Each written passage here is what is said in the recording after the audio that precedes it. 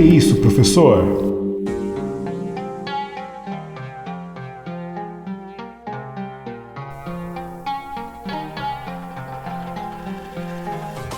Olá, eu sou o professor William Souza e bem-vindo ao nosso podcast Pra que isso, professor? O seu podcast de história. Durante a segunda Revolução Industrial, o número de indústrias ao redor do mundo cresceu muito. Porém, a metodologia de produção das indústrias não era eficiente, pois muitas vezes um tempo enorme era utilizado para se produzir algo. Então foi necessário que se fizesse um modelo de produção de forma efetiva e rápida, pois diminuindo o tempo de produção, a produtividade aumentaria e a lucratividade dos produtos também. Então, para que possamos entender sobre essa melhoria dos processos e como o Fordismo influenciou toda a segunda Revolução Industrial, vamos chamar o Recapitula.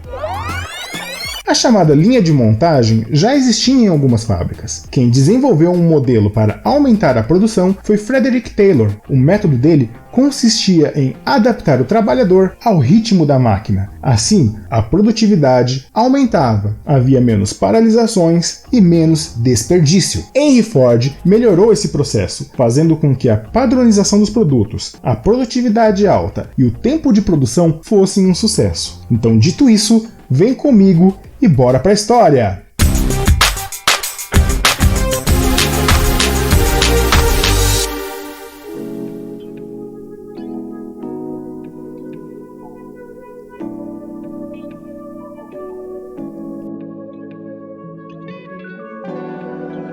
Em 1908, foi lançado o Ford Modelo T, e a partir de 1913, Henry Ford começou a aplicar em suas fábricas o sistema que ficou mundialmente conhecido como Fordismo. Antes dessa implantação, os carros eram construídos manualmente, e isso consumia um tempo muito grande para sua finalização, sendo o funcionário responsável pela produção de todas as etapas. Uma das inovações de Ford foi colocar um sistema de esteiras rolantes que levava o produto a ser fabricado até os trabalhadores.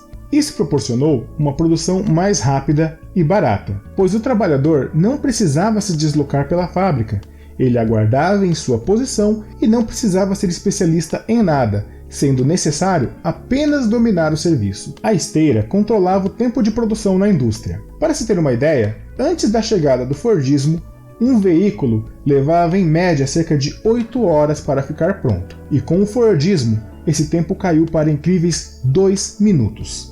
Mas era só maravilhas? Não mesmo. Os funcionários eram os que mais sofriam, pois não conheciam os outros processos da produção. Eram submetidos a duras jornadas e poucos direitos trabalhistas. Portanto, os trabalhadores estavam em um trabalho maçante, repetitivo e desgastante. Mesmo que os operários pudessem ter acesso e consumir o que produziam, a situação laboral dos mesmos era horrível. Alguns fatores foram responsáveis por acabar com o Fordismo. Esse sistema, que foi durante tanto tempo inovador, acabou ficando defasado, uma vez que a GM começou a fabricar modelos diferentes de carros e em cores variadas. E a Ford ainda insistia em produzir todos os seus veículos apenas na cor preta. Outras empresas começaram a crescer aplicando o próprio sistema de Fordismo, e também o fato da Ford não inovar na fabricação de seus veículos, sendo sempre a mesma coisa. Isso fez com que muitos clientes passassem a comprar de outras empresas. Outro fator foi também a entrada dos japoneses no ramo automobilístico, e na década de 70, o surgimento do toyotismo. Eiji Toyoda visitou fábricas da Ford nos anos 50 e mais tarde adaptou o modelo fordista à realidade do Japão. No toyotismo, o trabalhador deveria ser especializado na função que exercia e era responsável pela qualidade final do produto, e muitos buscavam qualificação funcional. Além disso, diferente do Fordismo, onde era necessário ter estoque de produto, no toyotismo não existe isso. As vendas atendem à demanda demanda. Assim, não se gasta com galpões para armazenar veículos. Outra vantagem é que o trabalhador conhece todas as etapas da produção até a sua finalização. Assim, o Fordismo passa a se tornar obsoleto na década de 70 a 80, e a Ford perde a sua posição de vendas e influência para a GM. E em 2007, a Toyota passa a ser a maior montadora do mundo, e o toyotismo se torna o maior modelo de negócios, enterrando de vez os conceitos de Fordismo em vários lugares do mundo.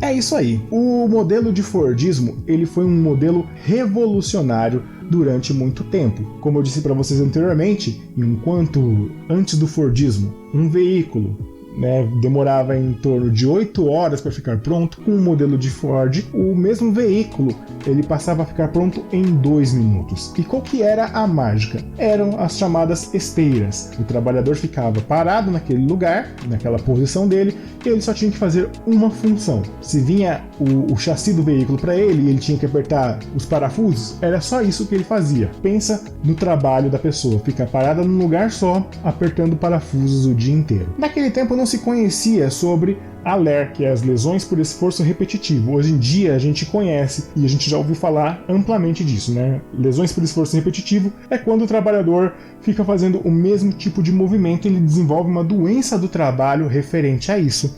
Então, muitos trabalhadores acabavam doentes e não sabiam por quê. Falta também de ergonomia, de pausas no trabalho, então o trabalho ele era duro e era maçante. Se vocês já assistiram àquele filme do Charles Chaplin chamado Tempos Modernos, vocês vão identificar essa questão do Fordismo. Esse filme, aliás, ele faz uma crítica severa ao modelo instituído por Ford. Outra coisa também que serviu de derrocada para a Ford foi a falta de inovação. A Ford só produziu seus veículos na cor preta. Henry Ford declarou que faria carros na cor que o cliente quisesse, desde que fosse na cor preta. E outras empresas, como a GM, por exemplo, ela acabou fazendo uma inovação, construindo carros diferentes e com cores variadas. E isso foi trazendo dificuldades, mas como eu disse para vocês também, nos anos 70 o toyotismo surgiu como uma alternativa. Por quê? No Fordismo a gente tem a produção e também o estoque, Muito também das despesas da Ford vinha com o estoque de veículos. E no toyotismo não. No toyotismo não há essa questão do estoque. Era fabricado apenas aquilo que o mercado consumia. Então não precisaria de ter estoque. E também, qual foi a questão? O Eiji Toyoda, ele visitou as fábricas e adaptou ao modelo fordista à realidade do Japão. O modelo japonês, ele requer que o trabalhador ele conheça todo o processo que ele está envolvido na parte de construção do veículo. E já no Fordismo não. O funcionário ele é responsável por aquela função e somente aquela função. Ele não sabe o que acontece em outras partes da fábrica ou em outras partes ali daquela esteira. Lembrando também que os trabalhadores eles buscavam uma qualificação funcional, eles buscavam melhorar os processos, eles procuravam melhorar a si mesmo. A Ford ainda tentou durante muito tempo se consolidar como uma liderança mundial na fabricação de veículos, fundando até mesmo cidades para produzir, por exemplo, borracha dos seus veículos, como a gente conhece o caso de Fordlândia ali no estado do Amazonas, que foi uma cidade que não deu certo. Se vocês quiserem futuramente eu posso fazer um capítulo só falando sobre Fordlândia para vocês, para que vocês conheçam essa história dessa cidade abandonada pela Ford aqui no Brasil.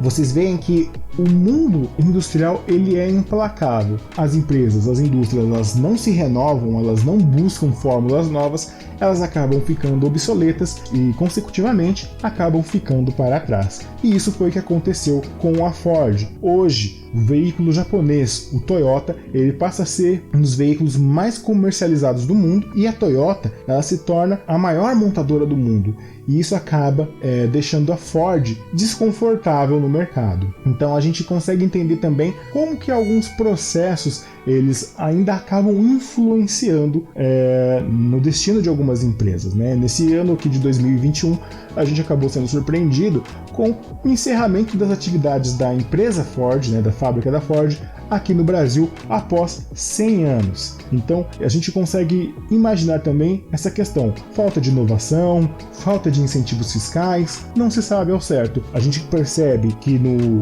meio industrial é isso: ou tem renovação ou então tem obsolescência.